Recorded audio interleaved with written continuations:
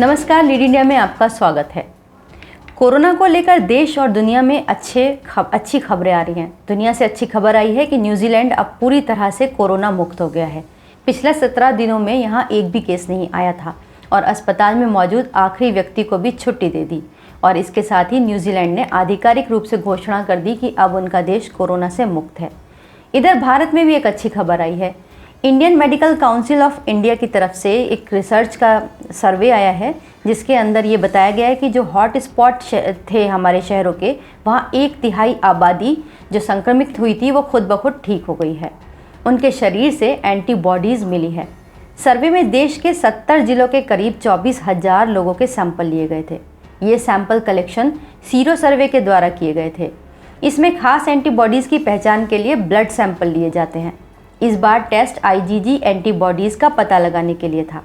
यह इन्फेक्शन के 14 दिनों के बाद शरीर में मिलने लगता है और महीनों तक हमारे ब्लड सीरम में पाया जाता है। ICMR के सर्वे में सामने आया कि ज़्यादा केस वाले जिलों में कई हॉट स्पॉट में 15 से 30% आबादी को इन्फेक्शन हो चुका था। ICMR के सर्वे में एक और बात सामने आई है कि अभी तक जितने भी केसेस रिपोर्ट हो रहे हैं, असल में कोरोना उससे कहीं ज़्यादा आबादी में फैला हुआ है। ये केस जो रिपोर्ट हुए हैं उसकी तुलना में 100 से 200 गुना ज़्यादा मरीज हो सकते हैं। इन हॉट स्पॉट शहरों में मुंबई, दिल्ली, अहमदाबाद और इंदौर जैसे शहर शामिल हैं। हालांकि छोटे शहरों में वायरस का प्रसार अभी कम है।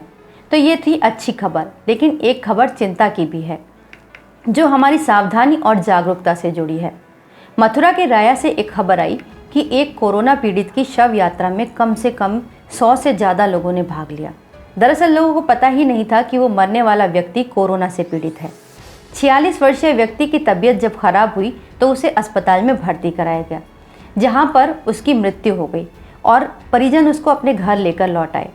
वहां उसका कोरोना टेस्ट भी हुआ था, लेकिन टेस्ट की रिपोर्ट तब तक आई नहीं थी।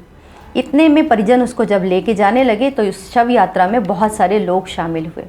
अब जब इस बात का पता चला तो लोगों में हड़कंप मच गया है। लोगों ने गाइडलाइन का भी पूरी तरह उल्लंघन किया। अंतिम संस्कार यात्रा में मात्र 20 लोगों के शामिल होने के लिए गाइडलाइन जारी की गई है, लेकिन लोग अभी इस तरह की बातें नहीं सोच रहे, कोरोना को हल्के में ले रहे हैं। तो अच्छी और बुरी खबरों के बीच ज़िंदगी चलती रहती है। यहाँ हमें कोरोना से डरने की ज़रूरत नहीं है, लेकिन हमें सावधान रहने की ज़्यादा ज़रूरत है। जून खत्म होते होते दिल्ली में मरीजों की संख्या 1 लाख के पार जाने को है। हमें बस ये देखना है कि हम अपनी लापरवाही के चलते ना तो कोरोना के शिकार हों और ना ही कोरोना फैलाएं। इस वीडियो को लाइक करें, हमारे चैनल को सब्सक्राइब करें। हमारे वीडियो सबसे पहले देखने के लिए बेल आइकन प्रेस करना ना भूलें।